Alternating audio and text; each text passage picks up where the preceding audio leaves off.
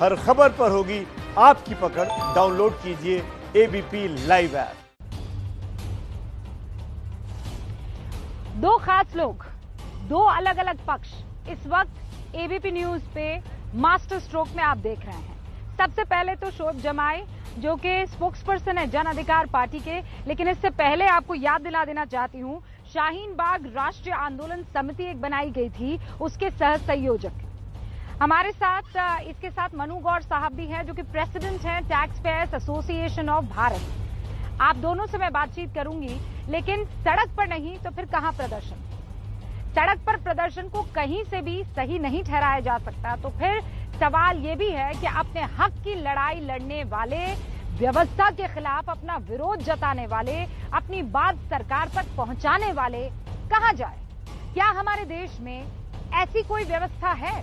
क्या ऐसी कोई जगह है जहां पर जाकर आप वो प्रदर्शन करें और उससे किसी का कोई नुकसान ना हो, और जो प्रदर्शन वो कर रहे हैं उसका कोई सलूशन या उसका कोई हल भी निकल आए?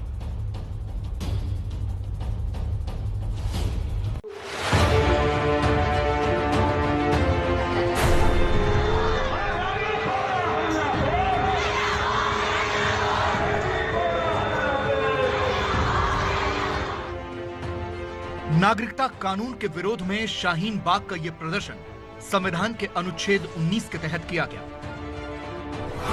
संविधान के अनुच्छेद 19(1)(a) के तहत अपनी बात कहना और 19(1)(b) के तहत किसी मसले पर शांतिपूर्ण विरोध करना लोगों का संवैधानिक हक है।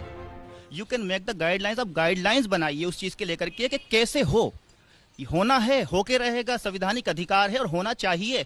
अगर लोग नहीं खड़े हो रहे हैं तो समझ लीजिए डेमोक्रेसी मर चुकी है।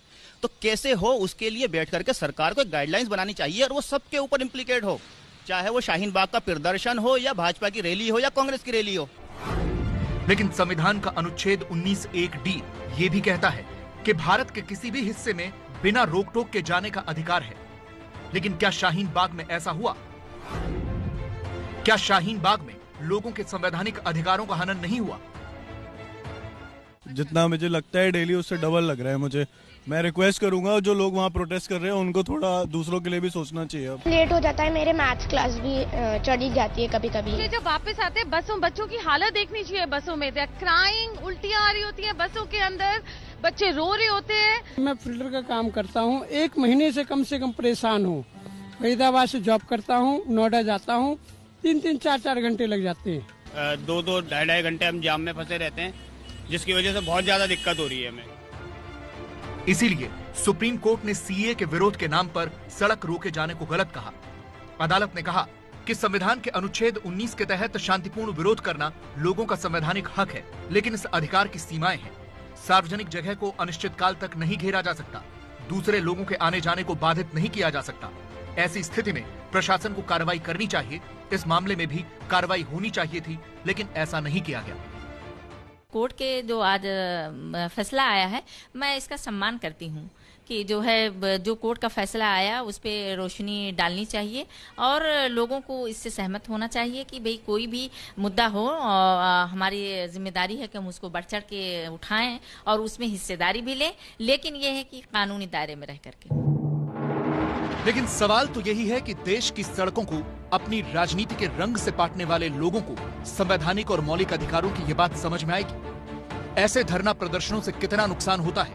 अगर ये संवैधानिक और मौलिक अधिकारों से समझ में नहीं आया तो इस आंकड़े से समझ लीजिए कि शाहीन बाग से कितना नुकसान हुआ। धरने के दौरान सड़क रोकने से रोज आने जाने वालों को 200 करोड़ रुपए का नुकसान हुआ। शाहीन बाग के व्यापारियों को करीब 100 करोड़ रुपए का नुकसान हुआ। दिल्ली पुलिस के अनुमान के मुताबिक सरकार को 20 करोड़ रुपए का नुकसान हुआ। तो फिर जब रोजाना हजारों लाखों लोग इस धरने से इतना परेशान हो रहे थे, इतना नुकसान उठा रहे थे, तो क्या सरकार को तब कार्रवाई नहीं करनी चाहिए थी? बिल्कुल करनी चाहिए थी। इसीलिए सुप्रीम कोर्ट को आज कहना पड़ा कि हमारा काम किसी कार्रवाई की वैधता तय करना है। प्रशासन को कार्रवाई करनी चाहिए, इसके लिए हमारा सहारा नहीं लेना चाहिए। अगर इस मामले में कार्रवाई की गई होती तो याचिकाकर्ताओं को यहाँ आने की जरूरत ही नहीं पड़ती।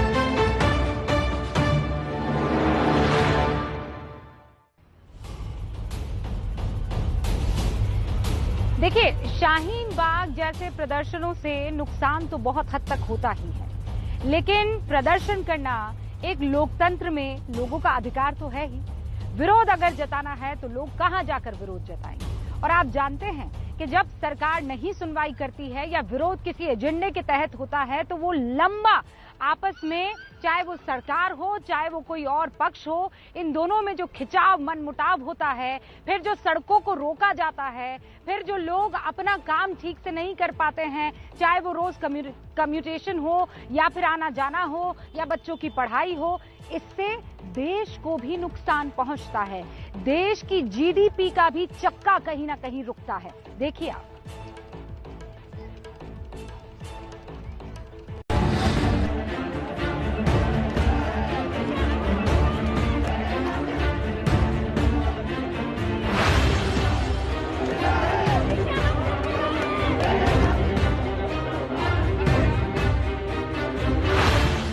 दिल्ली का जंतर मंतर ये वो जगह है जो करीब 3 दशक तक धरना और प्रदर्शन का पर्याय बनी रही। यहां देश भर से लोग आते थे, अपने अपने तरीके से प्रदर्शन करते थे, बिना किसी रोक टोक के महीनों तक बैठे रहते थे। लेकिन 2018 में एनजीटी यानी नेशनल ग्रीन ट्रिब्यूनल ने जंतर मंतर के आसपास किसी भी तरह के धरने और प्रदर्शन पर रोक लगा दी। एनजीटी का तर्क था कि जंतर मंतर के आसपास रहने वाले लोगों को शांतिपूर्वक और आरामदायक ढंग से रहने का अधिकार है। उनके घर और उसके आसपास का माहौल वायु प्रदूषण से मुक्त होना चाहिए। इस फैसले से उन लोगों के अधिकारों की रक्षा तो हो गई जो वहां रहते हैं, लेकिन उन लोगों के अधिकारों का क्या जो लोकतंत्र में प्रदर्शन के जरिए अपनी आवाज उठाना चाहते हैं? उसके लिए एनजीटी ने उन्हें विकल्प दिया रामलीला मैदान जाने का। वो रामलीला मैदान जिसका एक दिन का किराया 50,000 रुपए तक होता है, यानी हक की जो लड़ाई अब तक मुफ्त में लड़ी जाती थी, एनजीटी ने उसकी कीमत तय कर दी। तो फिर प्रदर्शन करने वाले कहां जाएं? इसीलिए सुप्रीम कोर्ट ने एनजीटी के फैसले के खिलाफ याचिकाओं की सुनवाई करते हुए कहा, नागरिकों के प्रदर्शन करने और शांत जीवन जीने के दोनों परस्पर विरोधी अधिकारों के बीच संतुलन स्थापित करने की आवश्यकता है। जंतर मंतर और बोट क्लब जैसी जगहों पर प्रदर्शन करने पर पूर्ण प्रतिबंध नहीं हो सकता।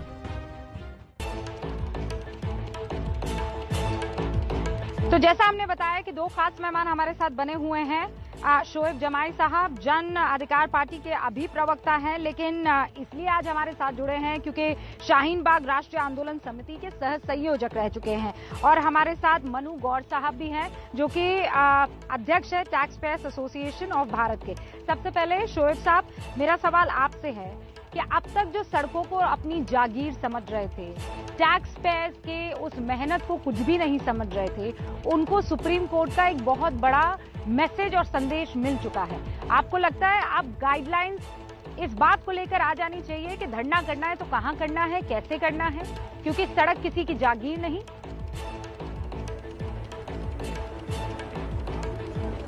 जी बिल्कुल रूबिका जी, सबसे पहले तो हाथरस में आपने जिस तरीके से लड़ाई लड़ी, मैं उसके लिए दिल से आपको सलाम करता हूं। और आप ही लोगों से हमें इंस्पिरेशन मिलता है कि जब प्रशासन हमारी बात ना सुन रही हो या सरकार हमारी आवाज को दबाने की कोशिश कर रही हो, जैसे आपके पत्रकारों को और आपको दबाने की कोशिश कर रही है, तो आपने उनका विरोध किया। यहाँ तक कि मैंने देखा कि आपकी महिला मित्र जो पत्रकार थी, उन्होंने वहां प्रदर्शन भी किए, विरोध भी किया और बैठ गई धरने पर। यही होता है जनता का रुख। जब भी जनता को लगता है कि सरकार हम पे जुल्म कर रही है तो वो अन्यास कहीं पर भी इंस्टेंटली बैठ जाती है। जैसे अभी फार्म बिल को लेकर पंजाब और हरियाणा और देश भर के किसान सड़क जाम कर दिए, चक्का जाम कर दिए, रेलवे लाइनों पर जो है खटिया और टाट बिछा करके सो रहे हैं। तो क्या सुप्रीम कोर्ट उनको देशद्रोही कहेगी? या फिर क्या जिस तरीके से बीजेपी के कुछ लोगों ने कहा कि ये भी आतंकवादी हैं सीए एनआरसी की तरह, हम तो नहीं कहेंगे। मैं हमेशा से ये कहता हूं, बहुत संवेदनशील बात है कि आपने कहा कि भाई प्रदर्शन कहां करना चाहिए। अभी आपकी रिपोर्ट में ही दिखाया गया कि भाई जंतर मंतर पे प्रदर्शन करने की रोक। आप 50,000 रुपया दीजिए तब हम रामलीला पे प्रदर्शन कर। क्या हमारे शाहीन बाग के प्रदर्शनकारी क्या चंदा जमा करके रामलीला मैदान में रोजाना का 50,000 रुपया देते तब प्रदर्शन करते? जाहिर सी बात है कि कोई गाइडलाइंस नहीं थी। और जब आपको लगा कि एक मुख्य सड़क को जाम कर दिया शाहीन बाग के लोगों ने और पूरे देश भर से समर्थन मिल रहा, तो क्या सरकार की जिम्मेदारी नहीं थी कि 2 डेलीगेशन आकर के बातचीत करके मसला हल कर लेते? हमको किसी को जरूरत नहीं थी तकलीफ देने की। लेकिन आज भी जब जेपी आंदोलन हुआ, सड़क जाम हुए, लोगों को तकलीफ हुई। जब किसान आंदोलन हुआ, जाट आंदोलन हुआ, आपके पूरे पटेल समाज का आंदोलन हुआ, तो पूरे लोग परेशान रहे। हर जगह सड़कें जाम रहती है, लोग स्कूल जाने को परेशान होते हैं, लोगों को यहाँ से घंटों घंटों इंतजार करना पड़ता है। लेकिन क्यों? आखिरकार शाहीन बाग में जो कि मुस्लिम बहुल इलाका है, मुस्लिम समाज है, तो आप हमें देशद्रोही कह देंगे? हमारा अधिकार कहाँ चला गया सर? ये सारी जगह लागू होना चाहिए ना। मैं तो बस यही बातें कहना चाहूंगा, वरना हमें कोई दिक्कत नहीं थी। कोई 102 दिनों तक क्यों माँ बहनें, बस 1 मिनट में बात खत्म कर रहा हूँ, अपनी माँ बहनें अपना घर छोड़ करके ठिठुरती ठंड में वहां बैठे, एक बच्चे की मौत हो गई, वहां पे एक बच्चे की मौत हुई, क्यों उस माँ को लाना पड़ा अपने बच्चे को? क्योंकि घर में उसको छोड़ नहीं सकते। क्या हमें दुख नहीं हुआ उसका? हमारे कितने लोगों पे लाठियां बरसाई, हमें कितना पुलिस ने परेशान। आज भी मेरे ऊपर तलवार लटकी हुई है गिरफ्तारी की, आज भी मुझे जेल भेजना चाहते हैं कुछ लोग। तो हम तो खुद परेशान है, लेकिन सरकार जो है यहाँ से मस्त है और वो सिर्फ वही करना चाहती है जिसमें चुनाव में उसको फायदा हो। आपके 50,000 रुपए जाने का आपको दर्द, आप प्रतिमा मिश्रा को प्रदर्शन करने वाली बता तो रहे हैं, लेकिन वो कहां पर प्रदर्शन कर रही थी? उस एक कोने में जहां ना गाड़ियां आती थी ना गाड़ियां जाती थी, ना उससे किसी का काम रुक रहा था, ना कोई परेशानी हो रही थी। ठीक है, तो आपके ये जो तीनों उदाहरण हैं वो ये बता रहे हैं कि आप अपना नजरिया सिर्फ संकीर्ण करके देखना चाहते हैं और बाकी तरफ नहीं। और इसीलिए मनु साहब हमारे साथ मौजूद है। मनु साहब जरा बताइए, शोएब साहब ये कह रहे हैं कि धरना प्रदर्शन हम कहां करें? वहां जंतर मंतर जहां हमारी कोई सुनवाई नहीं होती है, वो रामलीला मैदान जहां पर हमें 50,000 रुपए देखने, आपके पैसों से मतलब नहीं है, टैक्स पेयर के पैसे से नहीं। देखिए रूबिका जी, मैं 2-3 पॉइंट बोलूंगा और बड़े स्पष्ट तौर पे। जो भी सड़कें बनती हैं, जो भी इंफ्रास्ट्रक्चर सरकार डेवलप करती है, वो सड़कें बनती हैं टैक्स पेयर के पैसे से। टैक्स पेयर रोड टैक्स जमा करता है, उस पे अपने वाहन का टैक्स जमा करता है, रजिस्ट्रेशन चार्जेस देता है, दुनिया भर के टैक्स जमा करता है, तब जाके वो सड़कों का निर्माण करता है उसकी सहूलियत के लिए, जिससे वो कम्युनिकेशन कर सके, ट्रांसपोर्टेशन सुचारू रूप से चल सके। वहीं क्या होता है कि अब जब सड़कों पे जाम लगने लगा है, हमारी पॉपुलेशन, आबादी बहुत ज्यादा बढ़ने लगी है, तो सरकार ने एक नया कॉन्सेप्ट निकाला कि भाई टोल टैक्स दीजिए, टोल रोड्स बनाते हैं, एक्सप्रेस हाईवेज बनाते हैं, आप टैक्स पेयर और ज्यादा पैसा दीजिए जिससे हम आपको सहूलियत दे सकें उचित समय में एक जगह से दूसरी जगह तक जाने के लिए। लोकतंत्र में ये धरने प्रदर्शन, अपनी बात रखना, ये जायज चीज है। हमारा संविधान हमें ये अधिकार देता है, लेकिन संविधान का वही आर्टिकल 19 हमें यह भी कहता है कि हमारी स्वतंत्रता, हमारा सारा फ्रीडम वहां तक सीमित है जहां तक दूसरे को दिक्कत नहीं हो। आप 102 दिन तक एक सड़क को जाम कर लेते हैं। 2 राज्यों से आने वाले, एनसीआर में काम करने वाले, दिल्ली में काम करने वाले लाखों लोग, रोजमर्रा के आने जाने वाले, जो आपने भी अभी बताया कि कितने करोड़ रुपए का पर डे लॉसेस हुए हैं, तो उससे क्या हमारी जीडीपी पे असर नहीं पड़ेगा? उससे क्या हमारे टैक्स पेयर पे असर नहीं पड़ेगा? उससे क्या 100 दिन हमारे बच्चों की शिक्षा व्यवस्था, उनके भविष्य पे कोई असर नहीं पड़ेगा? हुए हैं। सुप्रीम कोर्ट का डिसीजन बहुत अच्छा है, बड़ा बढ़िया सुप्रीम कोर्ट ने डिसीजन दिया है। बस सुप्रीम कोर्ट को एक चीज और इसमें अगर होती, ये सरकार को देखना चाहिए कि डिमॉन्स्ट्रेशन करने के, प्रदर्शन करने के स्थान तय हों। बहुत जब भी कोई डिमॉन्स्ट्रेशन होता है, एक जगह से दूसरी जगह तक सड़कों पर ही रैलियां निकलती हैं, लोग बाग जाते हैं, लेकिन वो सीमित समय के लिए होता है, वो कोई 102 दिन के लिए नहीं होता। हमारे देश में भी बड़े आंदोलन हुए हैं। एक है, बाकी अलग अलग इलाकों में भी प्रदर्शन के लिए एक जगह जो है वो रखी गई है, लेकिन वहां पर आप देखिए बरस तक लोग प्रदर्शन करते रह जाते हैं।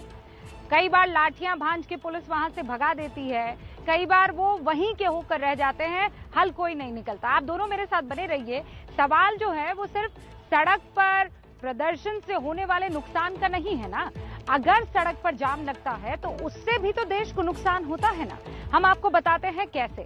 देखिए, आप जो तस्वीरें साथ में चल रही है उससे समझिए, ये दिल्ली का सबसे व्यस्त चौराहा है आईटीओ। आज शाम यहाँ गाड़ियां कुछ इस रफ्तार से ही रेंग रही थी। इस जाम के लिए कोई भी जिम्मेदार हो सकता है, लेकिन इसकी वजह से यहाँ मौजूद हर शख्स परेशान हुआ और देश की अर्थव्यवस्था नुकसान में गई। अब आप कहेंगे ये कैसे हो सकता है? इस रिपोर्ट से समझिए इस गणित को। 135 करोड़ के इस देश में करीब 28% आबादी सड़क पर चलती है।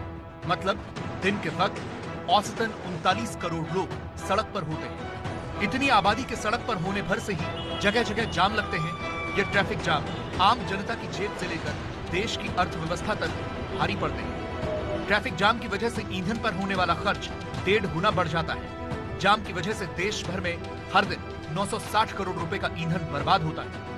सड़क पर जिस रफ्तार से गाड़ियां चलनी चाहिए, जाम के कारण वो उसकी आधी रफ्तार से चलती है। जाम के कारण करीब 20% आबादी को पैदल काम पर जाना पड़ता है। 4 मेट्रो शहरों में जाम से देश की अर्थव्यवस्था को हर दिन 410 करोड़ का नुकसान होता है। ये स्थिति तब है जब सब कुछ सामान्य रफ्तार से चल रहा है। अब अगर हर दिन सड़क पर चलने वाली इसी आबादी में धरना प्रदर्शन करने वाले भी शामिल हो जाएं, पॉलिटिकल रोड शो करने वाले भी आ जाएं, धार्मिक जलसे निकालने वाले भी जुड़ जाएं, तो सोचिए सड़क की क्या हालत होगी और उस हालत की वजह से होने वाला नुकसान कितने गुना बढ़ जाएगा। देखिए शोएब जामई, आपने सुना और आपने इस रिपोर्ट को देखा। इतने से जाम से कितना नुकसान देश को हो जाता है। 100 से भी ज्यादा दिन सड़कें आपने चारों तरफ से रोक दी, ठप पड़ गए, लोग कितना परेशान हुए थे, इसका कोई अंदाजा आपको? मैं बता, देखिए दीपक, रूबिका जी, जब किसी को अपने अस्तित्व के खतरे का एहसास होता है ना, जैसे किसानों को लगा अभी कि सरकार जो बिल लेकर के आ रही है, हमारी सारी पूंजी खत्म हो जाएगी, हम आत्महत्या करने पर मजबूर हैं, तो किसानों ने ये नहीं देखा कि कोई सड़क जाम करने से क्या होगा, उन्होंने जाम कर दी और सड़क भी रोक दिया, रेल भी रोक दी। उसी तरीके से सीए एनआरसी के प्रदर्शन में लोगों को ये बिल्कुल एहसास दिलाया गया, माननीय अमित शाह जी के द्वारा बार बार बयान जो बदले जा रहे थे कि भाई हम एनआरसी लेके आएंगे, पहले हम सीए लाए, क्रोनोलॉजी समझिए, फिर दोबारा एनआरसी लेके आएंगे, फिर एनपीआर लेके आएंगे, जिससे आपकी यहाँ से स्थिति खत्म हो जाएगी, आपकी नागरिकता जाने का खतरा। ये भ्रम हमने नहीं फैलाया, ये भारतीय जनता पार्टी ने फैलाया और माननीय अमित शाह जी ने फैलाया। यही जनता में गुस्सा था कि क्या हमारी नागरिकता छीन लेंगे। एक गरीब आदमी जो रिक्शा चलाता है, किसान, उसको लाइनों में लग लग करके 1972 का डॉक्यूमेंट्स बनवाना पड़ेगा। क्या उनको अपने पिताजी का यहाँ से बर्थ जो है यहाँ से डेट दिखाना पड़ेगा, जबकि मोदी जी को अपने पिताजी का बर्थ डेट नहीं मालूम होगा। तो ये जो खतरा मैं यहाँ पर सीए पर चर्चा करने आई ही नहीं हूँ, भड़केंगे। मैं सीए पर, एनपीआर पर, इन सब पर चर्चा करने नहीं आई हूँ। शोएब भाई, मैं आज मास्टर स्ट्रोक में हम टैक्स पेयर्स के पैसे से बनने वाली सड़कें, उन सड़कों को इस्तेमाल करने से रोकने वाले प्रदर्शन, मैं बहुत तरीके से और बहुत क्लैरिटी के साथ आपके पास यहाँ पर आई हूँ। ये वो बहस है जहां हम राष्ट्र निर्माण की तरफ जो है इस पूरी की पूरी बहस को ले जाना चाहते हैं कि जहां प्रदर्शनकारियों को भी कोई तकलीफ ना हो, लेकिन सड़कों का इस्तेमाल करने वाले उन तमाम लोगों को भी दिक्कत ना हो। अब ये कैसे हो सकता है कि आप अपने हक की आवाज बुलंद करने के चक्कर में दूसरों का हक मार जाएं? इसका कंक्लूजन ये है रूबिका जी कि जब भी किसी सरकार के खिलाफ प्रदर्शन शुरू हो और जब भी दिखे कि यहाँ से कि भाई कोई सड़क घेरी जा रही है या पब्लिक को नुकसान होगा, फौरन सरकार को एक डेलीगेशन बना करके उनसे बातचीत का रास्ता अपनाना चाहिए। मैंने 2 मरतबा खुद माननीय रविशंकर जी से बातचीत करके कहा कि सर आप एक डेलीगेशन भेज दीजिए, हम लोगों से बातचीत करें, क्योंकि हमारा उस वक्त शाहीन बाग राष्ट्रीय आंदोलन समिति नहीं बनी थी, कोई डेलीगेशन हम लेके जा नहीं सकते थे क्योंकि रॉ और ऑर्गेनिक प्रोटेस्ट था, फौरन शुरू हुआ था 16 दिसंबर को, क्योंकि 15 दिसंबर को जामिया में ये घटना हो गई थी। तो जब ऐसी स्थिति में मैं खुद सरकार से अप्रोच कर रहा था कि आप आकर के सर इसको हल कीजिए, हम 102 दिनों तक अपना नुकसान नहीं करना चाहते, मैं अपनी नौकरी त्यागना नहीं चाहता हूँ, कोई वहाँ पे जो बिजनेसमैन सबके जो नुकसान हुए करोड़ों में, कोई नहीं चाहते थे। जैसे ही प्रदर्शन होता है वैसे ही एक डेलीगेशन अपॉइंट हो जाना चाहिए उन प्रदर्शनकारियों की तरफ से, और सरकार की तरफ से कोई वकील अपॉइंट हो जाना चाहिए। और वकील कोई भी हो सकता है, मैं पेशे से वकील की बात नहीं कर रही हूँ, कि दोनों आपस में जो है बातचीत करना शुरू कर दे। मनु जी, फिर ऐसे तो हर कोई जो है वो ब्लैकमेल करने लगेगा कि हम सड़क पर बैठ जाएंगे, हमारी बात जायज हो कि ना हो, अब हम सड़क पर बैठ जाएंगे। नहीं, हाँ, देखिए रूबिका जी, इंटेंसिटी देखना पड़ता। रूबिका जी, अगर इस चीज को हम देखें, सबसे मेन चीज क्या है कि हमारे देश में ही ऐसे भी धरने हुए हैं, ऐसे भी प्रदर्शन हुए हैं, अभी अन्ना मूवमेंट आंदोलन हुआ, वो भी सरकार वो भी सरकार द्वारा निर्धारित जगह जंतर मंतर पे हुआ। हमारे इसी देश में ही जेपी आंदोलन भी हुआ है, वो सरकार द्वारा निर्धारित जो मैदान है वो सड़कों पे नहीं हुए हैं। और सड़कों पे ठीक है, सुप्रीम कोर्ट ने अपने डिसीजन में भी यही कहा है कि ये समय सीमा ये निर्धारित होनी चाहिए कि कितने समय तक कोई लंबा ना घेर के रखे, सड़कों को जाम ना करे, पब्लिक प्रॉपर्टीज को नुकसान ना हो। अब आप ये देखिए कि 102 दिन तक आपने पूरी सड़क को जाम रखा, टैक्स पेयर के इतने पैसे को बर्बाद करा। वो मध्यम वर्ग जो सुबह नौकरी के लिए घर से निकलता है, अपने कारोबार के लिए घर से निकलता है और शाम को वापस लौटता है, अपनी मेहनत की कमाई में से राष्ट्र निर्माण के लिए पैसे देता है, देश के निर्माण के लिए पैसे देता है, और वो देखता है कि मेरे पैसे की बर्बादी हो रही है, क्या ऐसे आप राष्ट्र निर्माण कर पाएंगे? सरकार को चाहिए कि उचित जगह धरने प्रदर्शन के लिए निर्धारित करें। और रूबिका जी, मैं एक चीज और बोलूंगा, धरने प्रदर्शन इतने लंबे खिंचते क्यों हैं? उसका सबसे बड़ा रीजन है ये सब पॉलिटिकल होता है। वो कोई भी राजनीतिक दल हो, धरने प्रदर्शन मैक्सिमम राजनीतिक दल कराते हैं। और सबसे बड़ा कारण ये है कि सरकारों को, वो किसी भी दल की सरकारों, उन्हें ये लगता है कि अगर एक दिन का धरना होगा, 2 दिन का धरना होगा, वो उठ जाएगा। जब हर चीज में राजनीति आ जाएगी। मनु जी, आपकी बात में दम है, आपकी बात में दम है, और इसीलिए आपकी बात को आप tax payer association of Bharat for Bharat, राष्ट्र निर्माण में डेमोक्रेसी का खुलापन, राष्ट्र निर्माण में डेमोक्रेसी का खुलापन होना जरूरी है। जिस देश की डेमोक्रेसी सबसे ज्यादा मजबूत, जिस देश की डेमोक्रेसी सबसे ज्यादा मजबूत होगी, वहाँ राष्ट्र निर्माण सबसे ज्यादा। योर फ्रीडम आप डेमोक्रेसी को कुचल देंगे तो कैसे चलेगा? Your freedom ends where my nose begins. आपको हाथ हिलाने, अपनी बात रखने, अपनी संदेश पहुंचाने का हक मीडिया की आवाज कुचल रही है, मेरा हक जो है ना, अपोजिशन की आवाज कुचल रही है, इतना काफी है आम जनता की आवाज कुचल रही है। बहुत बहुत शुक्रिया मनु भाई, शोहेब भाई। सर, वो तो राजनीति है, मैं टैक्स पेयर्स की बात कर रही थी और प्रदर्शनकारियों की बात कर रही थी। बहुत बहुत शुक्रिया आप दोनों का हमारे साथ जुड़ने के लिए। लेकिन ये देखिए, सिर्फ भारत में नहीं है, दुनिया भर में प्रदर्शनकारी अपनी बात सुनवाने और मनवाने के लिए सड़कों पर उतरते हैं। बड़ी क्रांतियां जो है वो कहां से हुई? सड़कों से शुरुआत हुई। और इसीलिए कहा जा सकता है कि विरोध का ये एक असरदार तरीका है। लेकिन सवाल तब भी वही है कि अपने हक के नाम पर क्या आप दूसरे का हक छीन लेंगे? ये तस्वीर सड़क पर प्रदर्शन करने वालों के लिए एक सबक है। पिछले साल हांगकांग में प्रदर्शनकारियों ने अपनी मांगों को लेकर पुलिस हेडक्वार्टर का घेराव किया। सैकड़ों की संख्या में प्रदर्शनकारी सड़क पर इकट्ठा हुए। तभी वहां एक एम्बुलेंस आई, जिसे देखते ही प्रदर्शनकारी पीछे हटे। उन्होंने एम्बुलेंस के निकलने का रास्ता खाली कर दिया। एम्बुलेंस के निकलते ही वो वापस सड़क पर आ गए। यानी इन लोगों ने प्रदर्शन भी किया और इस बात का ख्याल भी रखा कि उसकी वजह से कोई जरूरी सेवा बाधित न हो। हांगकांग में हुआ ये वो प्रदर्शन है जो करीब 6 महीने तक चला। साल 2019 में दुनिया भर में इस तरह के सैकड़ों प्रदर्शन हुए। करीब 114 देशों में लाखों की संख्या में लोग सड़कों पर उतरे। Iraq, Iran, Venezuela, Algeria, Spain, Colombia, Lebanon और हांगकांग की सड़कों पर बड़े प्रदर्शन हुए। मतलब दुनिया भर में प्रदर्शन के लिए लोग सही रास्ता चुनते हैं।